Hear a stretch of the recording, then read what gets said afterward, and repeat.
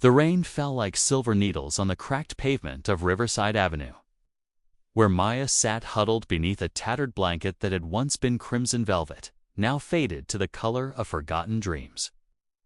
Her long black hair, matted and tangled, fell across her face like a dark curtain hiding secrets too precious for the cruel world to see.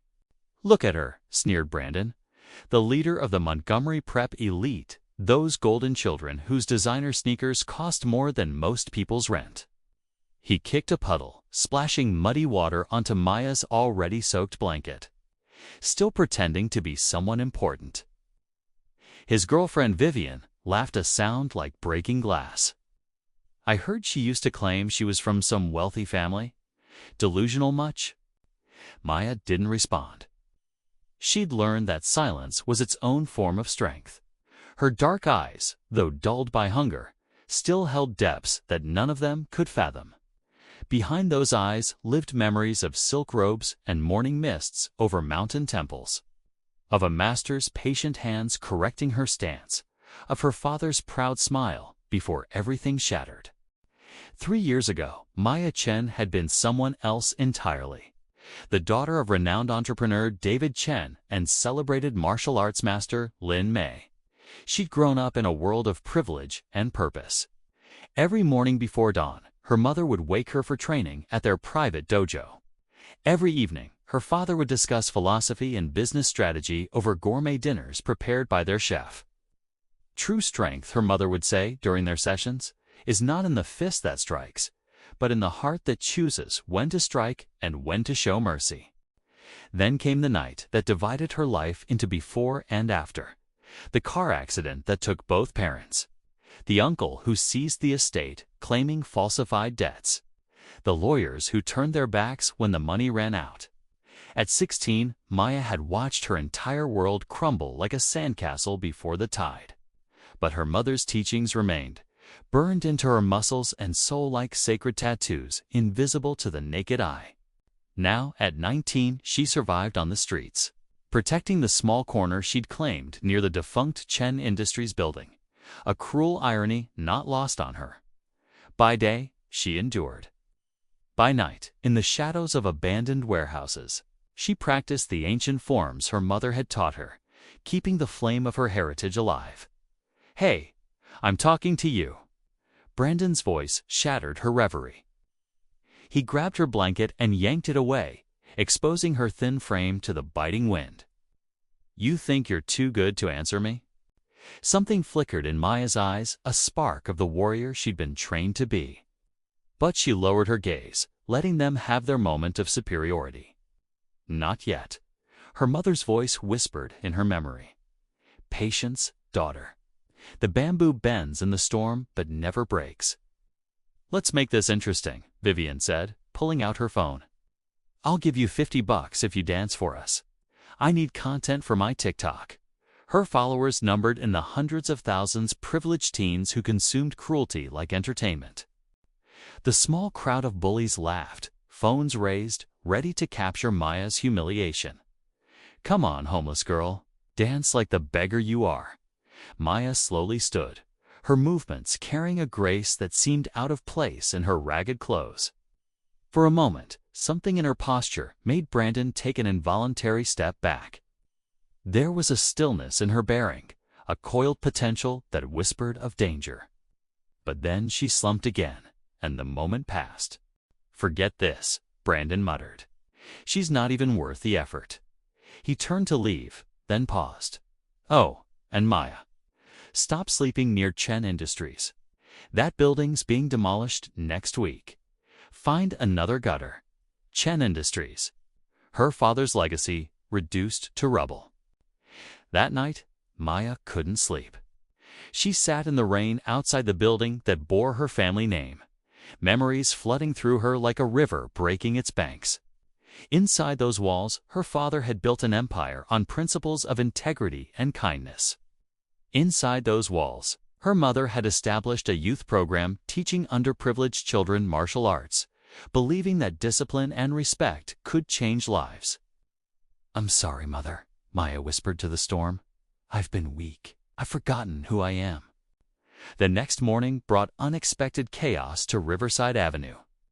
A black SUV screeched to a halt, and 3 men jumped out, grabbing a young girl barely 14 from the bus stop. Her screams cut through the morning air as they dragged her toward the vehicle. Pedestrians froze, paralyzed by shock and fear. Phones came out to record, but no one moved to help. The girl's terrified eyes locked with Maya's. In that instant, Maya saw herself vulnerable, helpless, about to have her whole life stolen by those with more power. And something inside her ignited. She moved. Years of training exploded into action like a dam bursting. Maya crossed the distance in seconds, her movements fluid and precise. The first kidnapper didn't even see her coming. She swept his legs with a perfect low kick, simultaneously striking his solar plexus with her palm. He collapsed, gasping. The second man lunged at her. Maya redirected his momentum with a graceful pivot, using his own force against him. A perfectly executed throw sent him crashing into the SUV's side mirror. Broken glass rained down like diamonds in the morning light. The third kidnapper pulled out a knife. The crowd gasped. Someone screamed for Maya to run. But Maya Chen was her mother's daughter, and fear had no home in a warrior's heart. She waited, perfectly still, as he charged. At the last possible moment, she moved a spinning kick that knocked the knife from his hand, followed by a series of strikes so fast they blurred together. Within seconds, all 3 men lay groaning on the pavement. Maya stood over them, breathing calmly, her ragged clothes somehow transformed into the robes of a warrior princess in everyone's eyes. The morning sun broke through the clouds, illuminating her like a spotlight from heaven itself. Then she knelt beside the trembling girl. "You're safe now," Maya said softly, her voice carrying the warmth of a guardian angel. That was incredible," someone shouted. "Did you see those moves? Who is she?" Phones that had been ready to record humiliation now captured something else entirely, a hero emerging from the ashes of despair. But Maya wasn't finished. Brandon and his crew had been watching from across the street on their way to school. Vivian, ever hungry for content, had caught everything on video. That homeless girl just...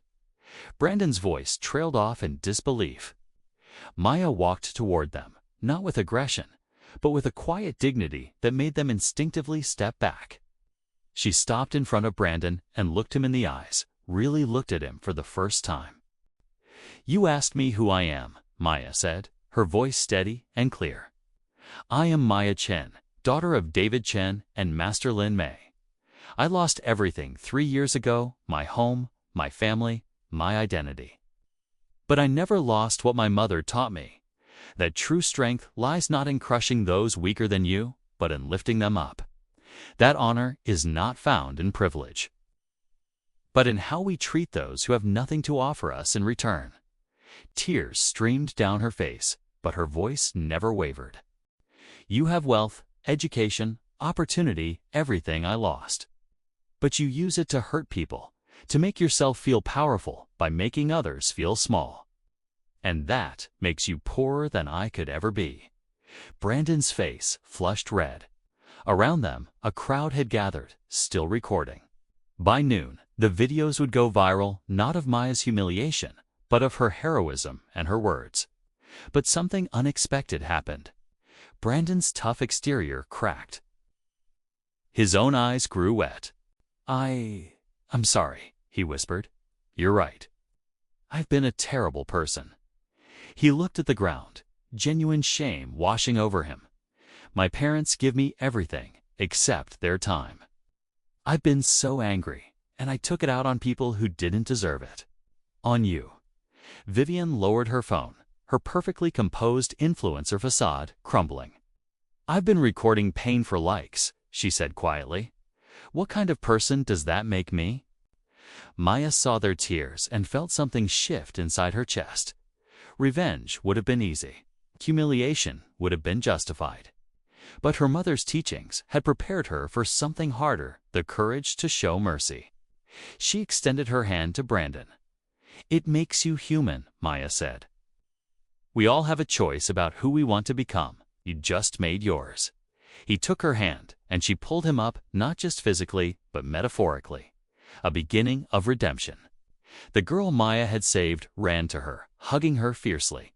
"Thank you," she sobbed. "Thank you so much." As Maya held the girl, police arrived to arrest the kidnappers. A journalist from the local news pushed through the crowd. "Miss Chen." "I'm with Channel 7. We'd like to interview you." "Wait," interrupted an older man in an expensive suit, stepping forward. "Maya Chen, of Chen Industries." Maya's heart stopped. Yes, that was my father's company. My name is Richard Pack. I was your father's attorney before. The complications. I've been searching for you for 3 years. He handed her a business card. Your uncle's claims were fraudulent. I finally have the proof. Everything, the estate, the company, your inheritance, it's all rightfully yours. I've been managing it in trust, hoping I'd find you.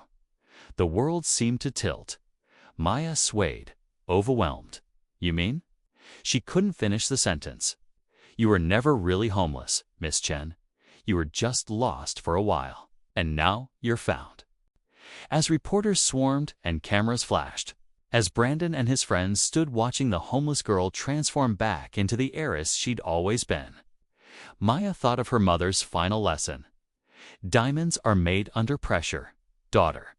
The universe will test you, break you down, polish away everything false until only your true self remains. And that self will shine brighter than any crown." Maya Chen had been tested by fire and emerged as pure gold. But she knew her journey was just beginning. She had wealth again, yes, but more importantly, she had purpose. She would rebuild Chen Industries on her parents' principles. She would reopen her mother's martial arts program. She would use her second chance, not for revenge, but for redemption, both her own and others. As the sun climbed higher in the sky, Maya looked back at the spot where she'd spent so many cold nights. She thought of every person who had walked past her without seeing her humanity. She thought of the strength she'd found in weakness, the dignity she'd maintained in degradation, and she smiled. Because the girl who had been broken was gone. In her place stood a warrior, a survivor, a beacon of hope for everyone who'd ever felt invisible. The homeless girl had been a kung fu master all along. But more than that, she'd been a master of her own destiny, waiting for the moment when the world would finally see what her mother had always known. True royalty isn't born in palaces. It's forged in the streets, in the storms. In the moments when you choose kindness over cruelty, mercy over vengeance, and hope over despair. Maya Chen had come home. I think her reign was just beginning.